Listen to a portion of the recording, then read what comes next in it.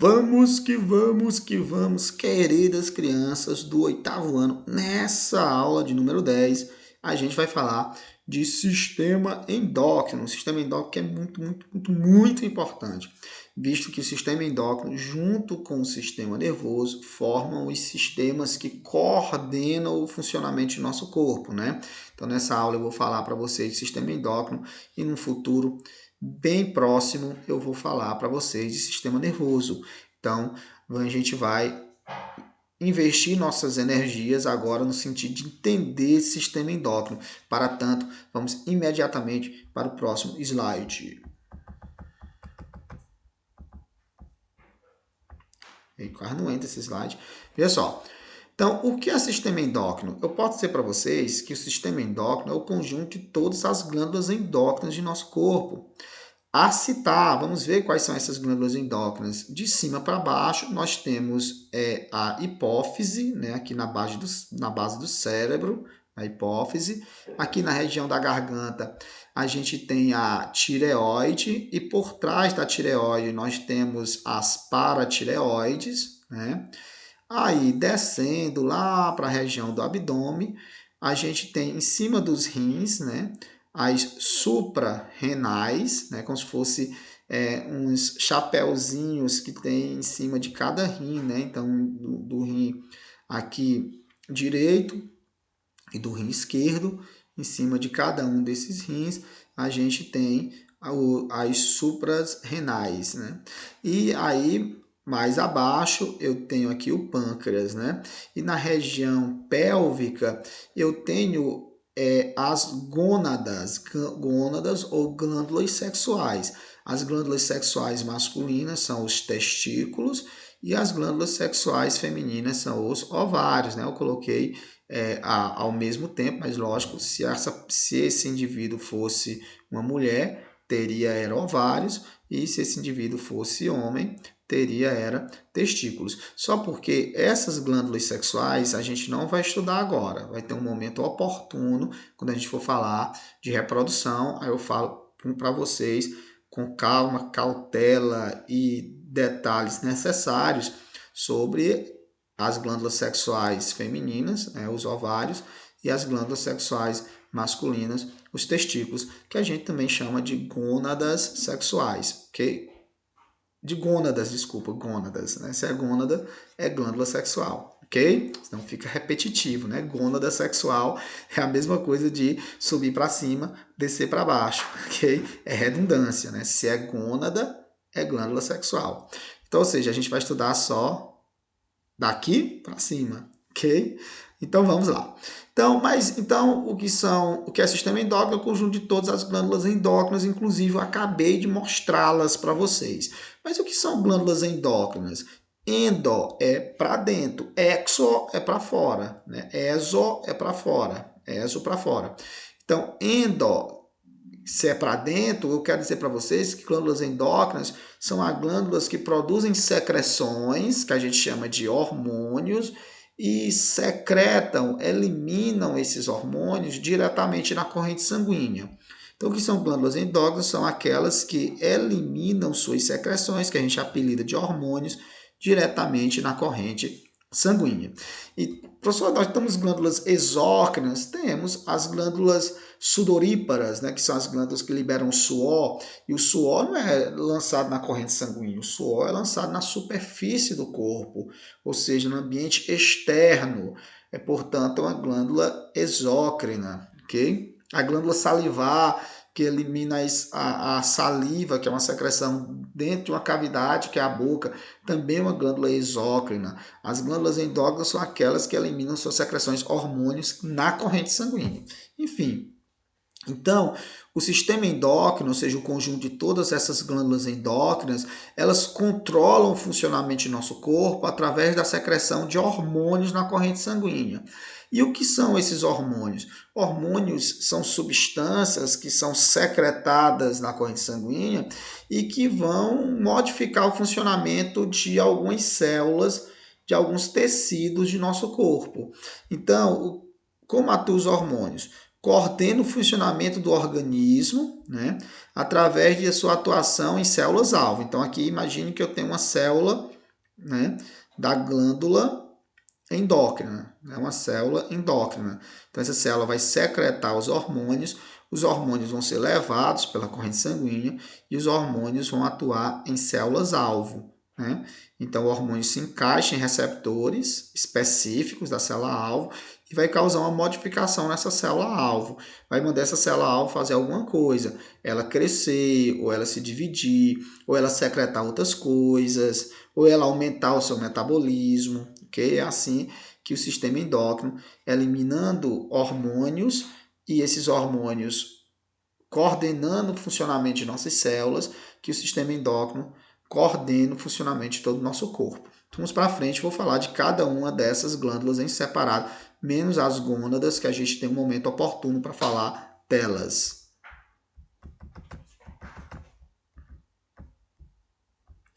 E, amiga, lá está difícil de entrar, mas vai dar certo.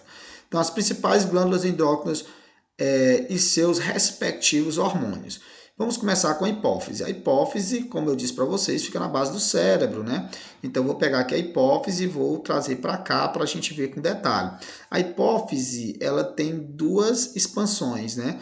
Tem a parte anterior da hipófise, que a gente chama de adenohipófise, e a porção posterior da hipófise, que a gente chama de neurohipófise. Então, vamos começar, portanto, com a adenohipófise, essa parte anterior aqui. A adenohipófise secreta muitos hormônios. Vou citar para vocês, né? O ACTH, que é o hormônio, já abreviei aqui, né? O hormônio adrenocorticotrófico, que é isso? É o hormônio que controla o funcionamento do córtex das suprarrenais, ou seja, da casquinha da suprarrenal. Calma que a gente vai ver isso com calma, ok? Aí nós temos o TSH, que é o hormônio tireotrófico, que é o hormônio que controla o funcionamento da tireoide, né? Que controla o funcionamento da tireoide.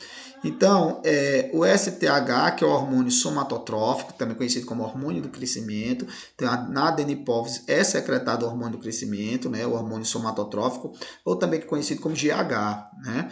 E também na adenohipófise é secretada a prolactina que é o hormônio que estimula a produção de leite nas glândulas mamárias. Portanto, é o hormônio que a gente vai secretar durante a lactação, né? Ou seja, quando a mulher está amamentando ali o seu bebezinho, ok? E perceba, portanto, que na adenohipófise nós temos hormônios que controlam outras glândulas. Por isso que a hipófise é chamada de glândula mestra, porque ela controla outras glândulas endócrinas. Veja, através do ACTH, hormônio adrenocorticotrófico, ele vai controlar as suprarrenais. Através do TSH, ele vai controlar o funcionamento da tireoide, ok? E a neurohipófise, ou seja, a região posterior da hipófise, ela não vai produzir, mas vai secretar esses hormônios aqui, né? Que é a ocitocina. Ocitocina, eu costumo dizer que é o hormônio da expulsão, né? Esses hormônios eles são produzidos numa parte do cérebro chamada de hipotálamo. O hipotálamo produz esses hormônios são armazenados na neurohipófise, e a neurohipófise depois secreta esses hormônios, ok? Então, quais são? A ocitocina é o hormônio da expulsão, como eu acabei de falar para vocês. Ou seja, ele serve para expulsar o leite. Então, quem produz o leite é a prolactina, estimula a produção do leite é a prolactina. Mas quem estimula a expulsão do leite é a ocitocina. E a ocitocina também estimula a expulsão do bebê por ocasião do parto normal, né? O ADOH, que é o hormônio antidiurético, ou seja, é o hormônio que controla a produção e o volume da urina. Okay? Então, quando diurese é urinar, diurese. Então, se ele é um hormônio antidiurético, é anti-urinar, antidiurese. Então, quer dizer que quando o ADH, hormônio antidiurético, está em alta, você vai produzir uma urina menos volume de urina e, consequentemente, uma urina mais concentrada, né? Isso quando o ADH está em alta. Principalmente, imagine que você passou o dia todo e não teve tempo de beber água, e o dia está muito quente, você está suando bastante. Então, para evitar que você perda ainda mais água na urina, então a urina vai ficar concentrada. E isso acontece porque o ADH sobe nesses momentos que você está desidratado. Agora, quando você bebe muita água, está muito hidratado, aí o ADH baixa. E com isso, se o ADH baixa, você produz muito volume de urina. Então, o ADH controla, sim, né, o volume de urina que você vai excretar. Mas vamos para frente, que é muita glândula. Então, pessoal, agora a gente saiu ali da base do cérebro, agora vamos para a região do pescoço. Na região do pescoço, a gente tem a tireoide. A tireoide produz três importantes hormônios, T3, você bem objetivo, T3 e T4. T3 e T4 controlam o metabolismo geral de nosso corpo. Todo o metabolismo, toda a produção de energia de nosso corpo é controlado pelo T3 e o T4, né? E a calcitonina, junto com o paratormônio, que é o hormônio das paratireoides, né? Calcitonina e paratormônio, eles trabalhando junto, eles controlam o quanto de cálcio é armazenado nos ossos e o tanto de cálcio que é retirado dos ossos e levado para o sangue, né? A calcitonina leva o cálcio para os ossos e o paratormônio tira o cálcio dos ossos e leva para o sangue, para manter aí um equilíbrio. Então, e os paratormônios, paratormônio é produzido pela paratireoide, e a paratireoide são essas 4 glândulazinhas aqui, que está na parte de trás, né, da tireoide. Então, a tireoide, na parte de trás da tireoide, tem as paratireoides, 4 paratireoides, e todas produzem o paratormônio, que junto com a calcitonina controla a calcilemia sanguínea e óssea. Ok? E nós temos o pâncreas, ó, que fica ali na altura do estômago, né, logo abaixo do fígado, e o pâncreas produz também 2 importantes hormônios, a insulina e o glucagon. Por que é importante? Porque a insulina e o glucagon eles trabalham para controlar a glicemia sanguínea, né? A insulina retira o açúcar do sangue e o glucagon leva o açúcar para o sangue. Né? Então, os dois trabalhando em conjunto, eles mantêm a glicemia, ou seja, o açúcar do sangue, normal. Ok? Vamos para frente. Agora vamos para as suprarrenais. Né? As suprarrenais, que eu disse, aqueles chapéuzinhos que ficam em cima dos rins. Né? As suprarrenais têm 2 regiões, o córtex e a medula. O córtex é a casquinha, né? E o córtex produz os corticoides e a testosterona. O corticoide que é um anti-inflamatório natural que a gente tem, ok? Então, um inflamatório natural que a gente chama de corticoides. Mas aqui no córtex das suprarrenais, além dos corticoides, a gente também produz testosterona. Então, tanto o homem quanto a mulher produz testosterona. O homem produz mais testosterona, porque o homem produz testosterona em 2 locais, nos testículos e no córtex das suprarrenais, mas as mulheres também produzem testosterona, né? Não tem testículo, obviamente, tem ovários, mas lá no córtex das suprarrenais, as mulheres produzem uma certa quantidade de testosterona, que é muito importante para a manutenção de sua massa magra, né? Ou seja, de seus músculos, da densidade de seus ossos, ok? E na medula, ou seja, no miolo das suprarrenais, a gente também tem 2 importantes hormônios sendo produzidos, que é a adrenalina e a noradrenalina. A adrenalina que é para os momentos ali de tensão, né?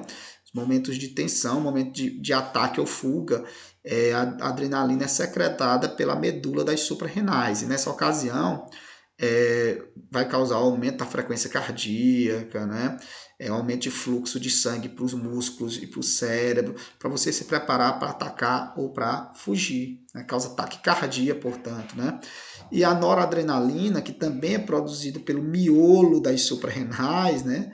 Que a gente chama de medula, serve para a manutenção do bom funcionamento de nossos músculos, tanto dos músculos esqueléticos, né? Músculos esqueléticos, quanto também do músculo cardíaco, ok? Agora, a gente viu aí superficialmente, lógico, visto que o tempo é muito curto, as principais glândulas, tirando as glândulas sexuais, e seus respectivos hormônios. Agora vamos ver problemas do sistema endócrino.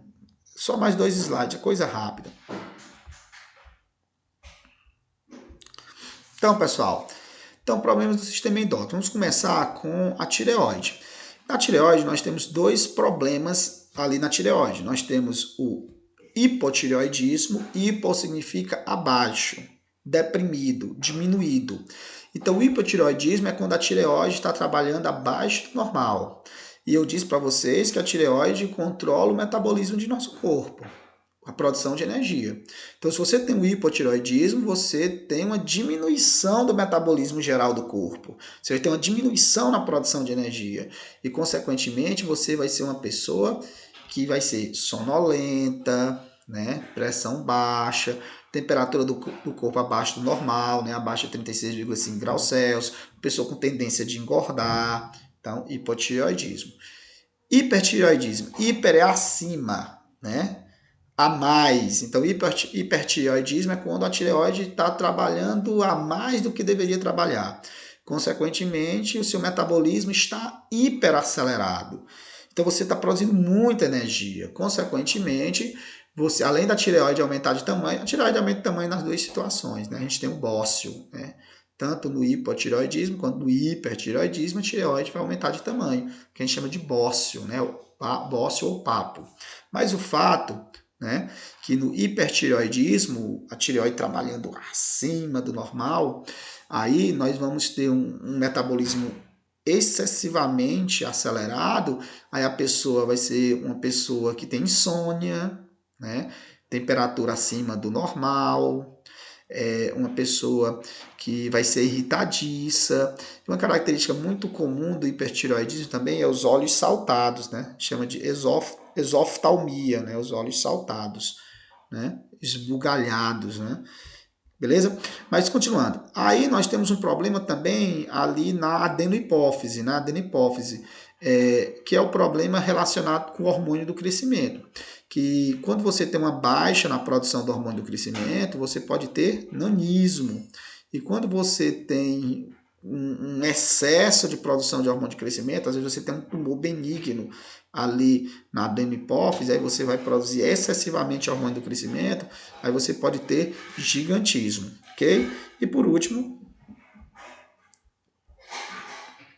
nós vamos falar do diabetes. O diabetes é um problema lá no pâncreas, né? Nós temos 2 tipos de diabetes, o diabetes tipo 1 e o diabetes tipo 2, que era para ser tipo 2, eu sempre erro uma coisinha, né?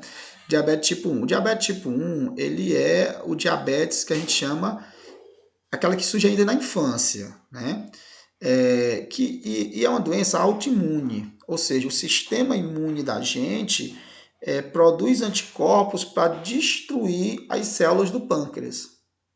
Okay?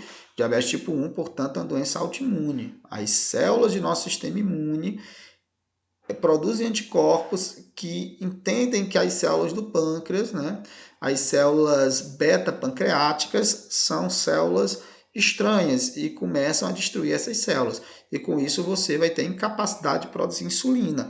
Isso surge ainda na infância. E como você não produz insulina, você é insulino-dependente, tem que tomar insulina todo dia, né? E vai causar, portanto, aumento da glicemia sanguínea, do açúcar no sangue, se você não tomar as injeções de insulina, né? 20% dos diabéticos são diabetes tipo 1, ok? Diabetes que surge na infância, portanto. Aí nós temos o diabetes tipo 2. O diabetes tipo 2 é o diabético tardio, né? Aquele que aparece depois dos 40 anos, e ele está muito relacionado com a falta de atividade física e a má alimentação. Então, falta de atividade física, má alimentação na juventude, mas também tem grande carga genética, né? Se seu pai é diabético, sua mãe é diabético tipo 2, muita chance de você também ser diabético tipo 2, mas principalmente também porque você, durante a juventude, teve uma vida descolada das atividades físicas e teve muito excesso de consumo de carboidratos. E aí você vai ter uma diminuição na produção de insulina do pâncreas, você vai ter uma resistência à insulina e, consequentemente, você vai ter aumento de açúcar no sangue. Esse aumento de açúcar no sangue é o que a gente chama de diabetes. Então, tchau, pessoal. O tempo é muito curto, a gente tem que falar tudo muito rápido, mas espero que vocês tenham entendido. Tchau, pessoal.